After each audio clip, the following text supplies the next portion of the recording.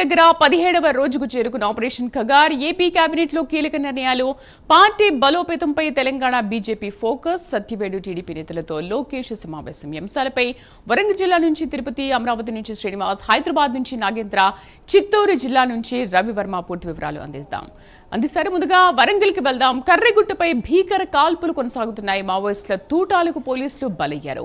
చంద్రన్న దళంతో భీకర కాల్పులు కొనసాగుతున్నట్లుగా తెలుస్తోంది. కాల్పులో 3 గ్రే హౌండ్స్ జవాన్లు మృతి చెందగా మరో 2 పరిస్థితి విషమంగా ఉంది. మృతులు ఆర్ఎస్ఐ సుధీర్, సందీప్, పవన్ కళ్యాణ్ గా గుర్తించారు. వరంగల్ కు DGP Jitender, additional DG Stephen Ravindra చేరుకున్నారు. హెడ్ క్వార్టర్స్ లో పోలీస్ అధికారులతో డీజీపీ, అడిషనల్ డీజీ సమావేశమయ్యారు. ఎన్కౌంటర్ పై ఉన్నతాధికారులు ఆరా తీశారు. పూర్తి సమాచారాన్ని మా కరెస్పాండెంట్ తిరుపతి అందిస్తారు. తిరుపతి. శ్రీదేవి తెలంగాణ ఛత్తీస్గఢ్ సరిహద్దులోని కర్రెగుట్ట ప్రాంతంలో భీకర యుద్ధ వాతావరణం తలెత్తింది. ఈరోజు తెల్లవారుజామున మావోయిస్టులకు ఇటు తెలంగాణ గ్రేహౌండ్ సంబంధించినటువంటి పోలీసులకు ఎదురుకాల్పులు జరిగినట్టు తెలిసింది. ఎదురుకాల్పులటువంటి నేపథ్యంలో గ్రేహౌండ్ సంబంధించినటువంటి 3 కానిస్టేబుల్, ఒక ఆర్ఎస్ఐ చనిపోయినటువంటి పరిస్థితి కనబడుతుంది. ప్రజెంట్ ఇప్పుడు హెలికాప్టర్ ద్వారా అక్కడి నుంచి కర్రెగుట్ట ప్రాంతం నుంచి 3 పోలీసులను కావచ్చు, ఇటు ఆర్ఎస్ఐ సంబంధించినటువంటి మృతదేహాన్ని వరంగల్ ఎంజీఎం మార్చుకి తరలించినటువంటి పరిస్థితి కనబడుతుంది. వరంగల్ ఎంజీఎం మార్చుకి తరలించిన తర్వాత ఇక్కడ పోస్ట్ మార్టం సంబంధించినటువంటి ప్రక్రియను కొనసాగిస్తారు.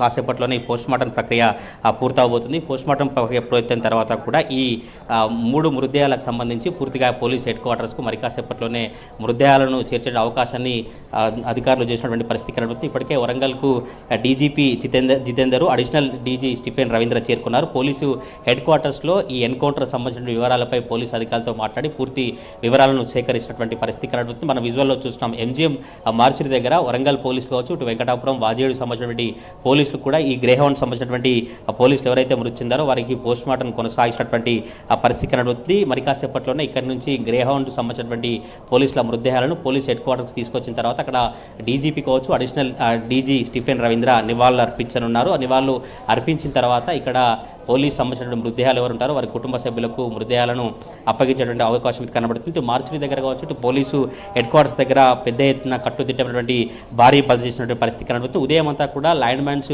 పేలి 3 మృతి చెందారు. మరో 2కి గాయాలైనట్టుగా సమాచారం ఉంది. కానీ ఇప్పుడున్నటువంటి సమాచారం మేరకు లైన్ మ్యాన్స్ పేలడం కాదు, మావోయిస్టుల తూటాలకు పోలీసులు బలైనట్టుగా తెలిసింది. చంద్రన్న దళంతో భీకర కాల్పులు కొనసాగినట్టు తెలిసింది. సుమారుగా ఉదయం తెల్లవారుజామున 5 గంటల నుంచి 6 గంటల సుమారులో 4 గంటల పాటు ఎదురు కాల్పులు జరిగినట్టు తెలిసింది. ఎదురు కాల్పులో 3 గ్రేహౌండ్ జవాన్లు మృతి చెందారు. మరో 2 పరిస్థితి విషయం తెలిసింది. మృతులు RSI Sudhir, Sandeep constable, Pawan Kalyan constable గుర్తించారు. మృతులలో 3 కూడా 25 ఏళ్ల లోపు మాత్రమే ఉన్నటువంటి పరిస్థితి కనబడుతుంది. ఈ విషమంగా ఉన్నటువంటి వారిని మెరుగైన వైద్యం కోసం హైదరాబాద్లో ప్రైవేటు ఆసుపత్రికి తరలించారు. మృతుల్లో ఒంటిపై పెద్ద ఎత్తున భారీగా బుల్లెట్ల గాయాలున్నట్టుగా ఇక్కడ సమాచారం అంతా అయితే అవుతుంది. మొదటగా అందరూ ల్యాండ్ మైన్స్ పేలని అనుకున్నారు, కానీ ల్యాండ్ మైన్స్ పేలడం కాదు, ఈ మావోయిస్టులకు సంబంధించినటువంటి కావచ్చు, ఇటు గ్రేహౌండ్ సంబంధించిన పోలీసుల భీకర యుద్ధ వాతావరణం నేపథ్యంలోనే ఈ మావోయిస్టు సంబంధించినటువంటి వారికి గాయాలైనట్టు తెలుస్తుంది. మొత్తానికి పోలీసులు పేరూరు, లంకపల్లి అడవుల్లో ఈ యుద్ధ వాతావరణం తెలుస్తున్నటువంటి పరిస్థితి కనబడుతుంది. తెల్లవారుజామున ఇటు పేరూరు కావచ్చు, లంకపల్లి గ్రామాలకు సంబంధించినటువంటి ఏజెన్సీ ప్రాంత ప్రజలంతా కూడా భయాందోళన చెందినటువంటి పరిస్థితి కనబడుతుంది. ఇప్పటికే 17వ రోజు ఖగార్ ఆపరేషన్ కొనసాగుతుంది. ఇటు కర్రెగుట్ట ప్రాంతంలో మొత్తం పూర్తిగా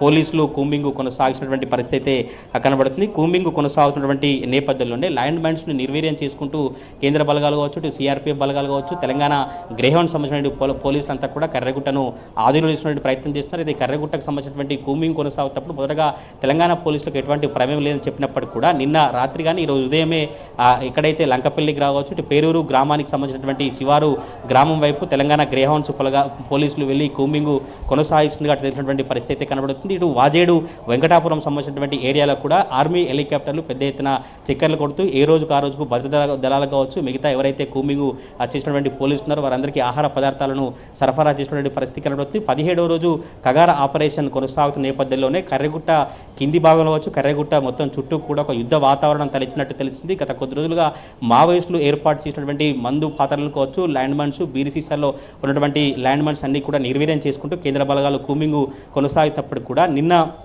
22 మంది మావోయిస్టులు మృతి చెందారు. ఈరోజు చంద్రన్న దళంతో పాటు మిగతా కమిటీ సభ్యులు 8 మంది మృతి చెందినట్టుగా తెలిసింది. ఇటు చంద్రన్నకు సంబంధించినటువంటి దళమే కాల్పులు జరిగిన నేపథ్యంలో గ్రేహౌండ్స్ పోలీసులు మృతి చెందినట్టుగా తెలిసింది. మరో ఇద్దరి పరిస్థితి విషమంగా ఉన్నట్టుగా సమాచారం అయితే అందుతుంది. మరి కాసేపట్లోనే మృతదేహాలకు పోస్టుమార్టం పూర్తయిన తర్వాత ఇక్కడ నుంచి పోలీసు హెడ్ క్వార్టర్స్కి తరలించి నివాళులు అర్పించిన తర్వాత కుటుంబ సభ్యులకు మృతదేహాలు అప్పగించేందుకు అధికారులు ఏర్పాటు చేసిన పరిస్థితి కనబడుతుంది. మనం విజువల్లో చూసినాం. ఇక్కడ వరంగల్ MGM మార్చురి దగ్గర మొత్తం ఒక పోలీసు వర్గాలు కూడా పిఎస్ సంబంధించినటువంటి కేసు వివరాలు నమోదు చేసి ఎవరైతే ఆ స్థానిక పోలీసులు కావచ్చు గ్రేహౌండ్స్ పోలీసు సంబంధించిన వారందరితో మాట్లాడి వివరాలు సేకరించి పోస్టుమార్టంను ప్రక్రియను పూర్తి చేసినటువంటి పరిస్థితి కనబడుతుంది. మరి కాసేపట్లోనే ఇక్కడ నుంచి 3 మృతదేహాలకు సంబంధించినటువంటి మృతదేహాలను పోలీసు హెడ్ క్వార్టర్స్కు తరలించిన తర్వాత పోలీసులకు సంబంధించినటువంటి పంచనామా పూర్తి చేసి నివాళులు అర్పించిన తర్వాత కుటుంబ సభ్యులకు అప్పించేందుకైతే పోలీసుల ఏర్పాట్లు కొనసాగుతున్న పరిస్థితి కనబడుతుంది. మొదటగా ఈ ఎదురుకాల్పులకు సంబంధించి బ్లాస్టింగ్ అనంతరం గ్రేహౌండ్స్ బలగాలకు ఇంకా మావోయిస్టుల మధ్య ఎదురుకాల్పులు భీకర యుద్ధం కొనసాగుతున్నట్టు తెలుస్తుంది. మరో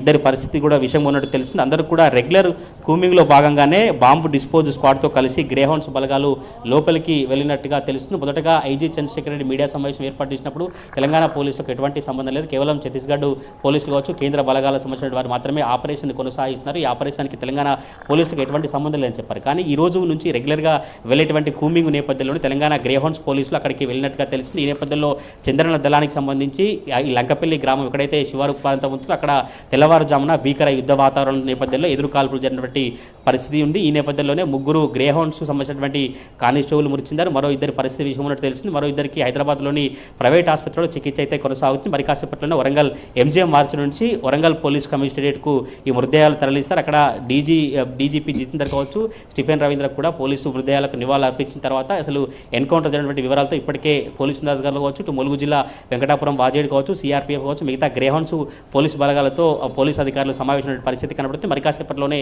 ఈ గ్రేహౌండ్స్ పోలీసు సంబంధించినటువంటి మృతదేహాలకు పోస్టుమార్టం పూర్తవుతుంది. Sridevi. Right Tirupati, thank you.